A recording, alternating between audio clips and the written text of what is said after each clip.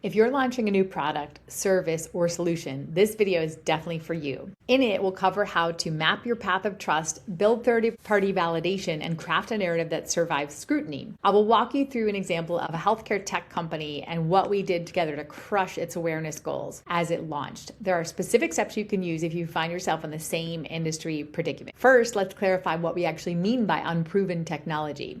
Unproven doesn't mean it doesn't work. It also doesn't mean that the technology is untested or under research or lacks credibility. When your audience talks about your product as unproven, it means they don't understand or have enough proof yet to see how it fits into their need and their big picture, especially in high-stakes sectors where quality, safety, and regulatory elements dominate your path toward validation. This is usually when healthcare and technologies overlap. Trust is earned through evidence beyond your words as the founder and by third-party experiences. You got it. Your customers, partners, trade groups, and many others. Building a trusted library of these people and organizations is really valuable, so get started now. We help build marketplace trust using what we call the inverted pyramid methodology. Take a pyramid, most CEOs organizations want to be at the top, and we flip that script and we say, nope, that top layer now is why people should care, the hooks. The middle layer are those third parties that you're building relationships with. So let me walk you through one real world experience where a medical simulation company wanted to secure a group of medical device manufacturers,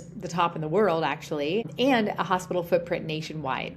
This moved them, believe it or not, when it was all said and done, from $100,000 in revenues to $6 million in 2 years. How? Earned media coverage in U.S. News and World Report and many respected other publications. If you added up all of what that earned media value would cost if you had to pay for it, it was about $350,000. You heard that right. If you had paid your way into those publications instead of earning your way in with the trust of an editor, reporter, or producer, it would have cost you hundreds of thousands of dollars over 6 months. The company's solution sat at the intersection of health training, technology in the cardiology area, and most importantly, it spoke to why people will care. And guess what that foundation was for caring? Patient safety. 100,000 patients a year at that time would die because of medical errors. Today, sadly, it's still triple. The company's footprint in the marketplace was small, but it began to attract big hospital and health system names. It also launched during the dot-com bust, which if you were there then, you would know that it carried extreme heightened skepticism for anything new. Similar to today's newness and hype with AI, if you don't have a true AI functionality in your healthcare technology that's demonstrated today, this will be uncovered. So don't stretch the truth. Proof points count. Trust follows. Let me share this example even more. The company had been developing its technology as one of the first simulation solutions for stenting people's hearts instead of the traditional open heart surgery to unclog arteries. Arteries are still getting clogged today, but minimally invasive procedures in medicine were popularized during this time. The significance that it was less of everything, less surgical trauma, less operating time, less healthcare costs, and less patient recovery. It was a revolution in medicine. But how did interventional cardiologists learn how to move from invasive to minimally invasive to do these procedures? Using this company's technology. It allowed physicians to practice on a simulated environment with Samantha, the mannequin, who looked real and where navigating her vascular system felt real. It's called haptics. The engineering term that hospital CEOs, the directors of cath labs, and leaders of major medical device companies wanted to be the first to apply this technology to train the doctors on doing the procedure and on using their products.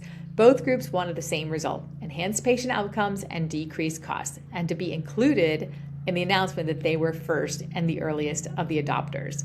So with this example, we answered, what are the specific trust-building moves used to help a new company grow? As mentioned earlier, developing technologies initially do not get any benefit of the doubt. You need to show these proof points, hear it from the key opinion leader physicians, and ensure your visibility with others using it to bring credibility. The challenge was that the market did not know how to apply this new tech yet. Was it a training tool for medical practitioners, an educational tool for device companies, a patient safety platform for hospitals, or a passing fad of medical hardware that would collect dust in a cath lab later that year? The CEO and his customers conveyed time and again, no, it was not a fad. So despite how groundbreaking your product or service might be, investors, partners, and buyers must translate your story into that trust that your market needs to hear. Build a company narrative that can quickly be absorbed. Here's how we did it. Initially, we said, hey, CEO, what's your definition of success? When you ask a CEO that, and he can answer as quickly as this one did, he's a good decision maker. He said, I want to be on the cover of Fortune as the most feared man in medicine. Why? Because if hospital CEOs know this technology exists and they know how bad the patient safety medical error issue is, shame on them for not learning more. That's our why. The hook that every good journalist or producer needs to hear to consider sharing your story with its readers and viewers is something like that. So we launched the world's first simulator with one of the best interventional cardiologists at Swedish Heart Center in Seattle.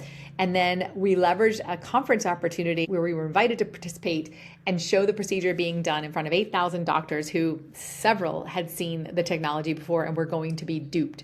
Now, I almost got fired for saying to our CEO, you have to trust me, duping your doctors will get news attention. And he said, I don't want anybody to think I'm duping my doctors. I said, trust me. And sure enough, the editor of US News and World Report, who at the time was the Best Hospitals in America edition editor as well, came to cover the story, and the rest is history. It put him on the map. We didn't talk about the company as a new product. We talked about it as a safety solution and a prudent decision-making tool for hospital executives and risk managers to reduce those medical errors and focus on prioritizing patient safety. People didn't need to buy something new. They bought something proven, credible, safe, and defensible. The credibility and awareness led to significant new business and financing opportunities for the company, including attracting top medical device manufacturers that contracted with the company to train their doctors on their products.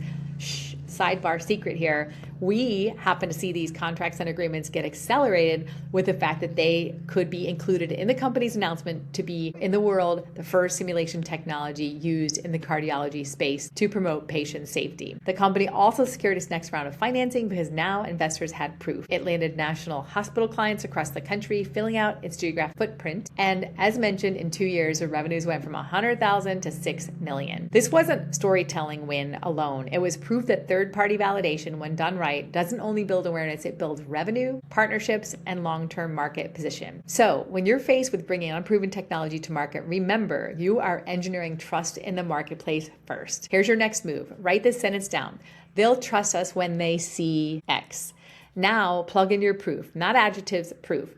These ideas are expanded in my book, Seek Your Unique, the 10 secrets that help leaders and entrepreneurs and founders and organizations identify what makes them meaningfully different and how to use that difference with your customer base. So give this video a like, and I will see you soon.